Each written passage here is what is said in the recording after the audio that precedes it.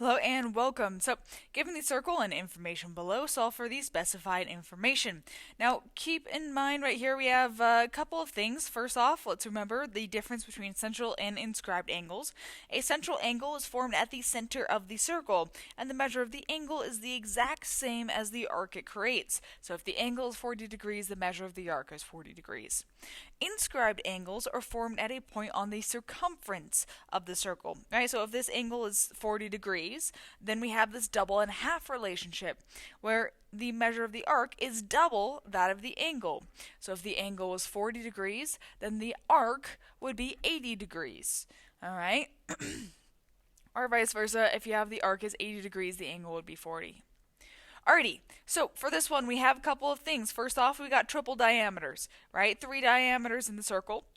Okay, and then we're told that we have the measure of arc A to C, which is going to be this top one here, is 20 degrees. Now this is going to be important. Diagram is definitely not to scale, just looking at these numbers. Okay, but the relationships still hold for this one. And then CE is 28 degrees. Alright, and essentially we want to find all of this stuff. Okay, so I'm just going to fill in the whole circle so you can kind of see what's going on. First off, if we have the arc is 20 degrees, then its central angle is also 20 degrees, right? Vice versa, if we have this arc is 28 degrees, its central angle 28 degrees. Okay, now as we keep going and say, okay, well, what else do we know?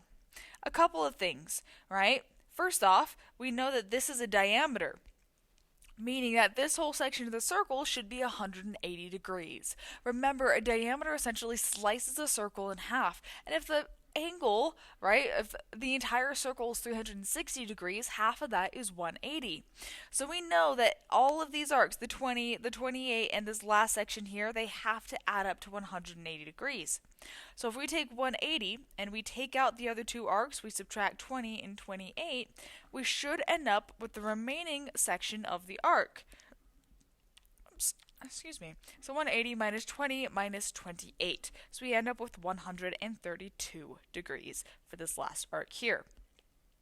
So if this is 132, then the angle right here, also 132. Diagram, definitely not to scale.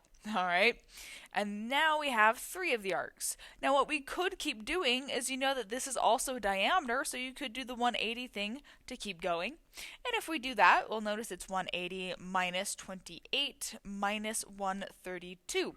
So 180 minus 28 minus 132, we end up with 20 degrees. Now you might be wondering, that's interesting, because the arc that's directly above it is also 20 degrees. I wonder if there's a relationship there. There is, right? Remember that you have something called vertical angles, right? These vertical angle pairs right there, that this angle is the exact same as that one. That is a vertical angle. And they are congruent by those angle properties there, which means that they have to be the same. So you could keep doing diameters to keep finding the angles that you need, or you could just use central angles, right? Central vertical angles. So you could say, right, well, if this is 28, that means that also has to be 28. If this is 132, this also has to be 132. And once you know that, you know the arcs as well, because that's just the property of central angles.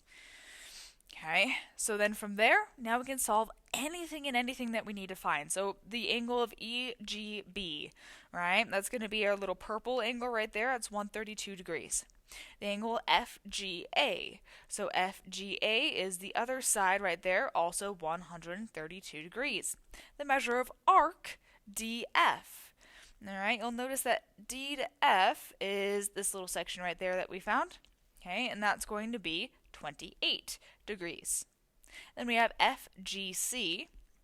So that is going to be multiple angles at once. We don't freak out there, right? FGC, which is going to be that angle right there.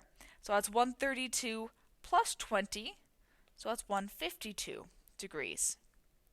And then we have the measure of arc, BCD. Alright, so let me clear a lot of these highlights so we can see what this one does.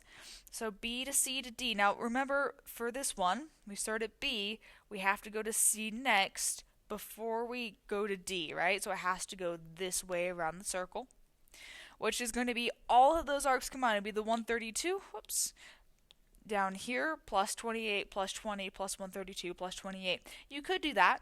Or we know that if it's essentially the whole circle except for that little sliver right there.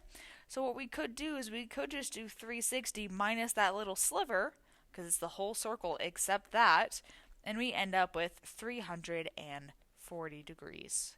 And that would be your answer there. And you would get the same thing if you were to do all of the other arcs added together. So you could do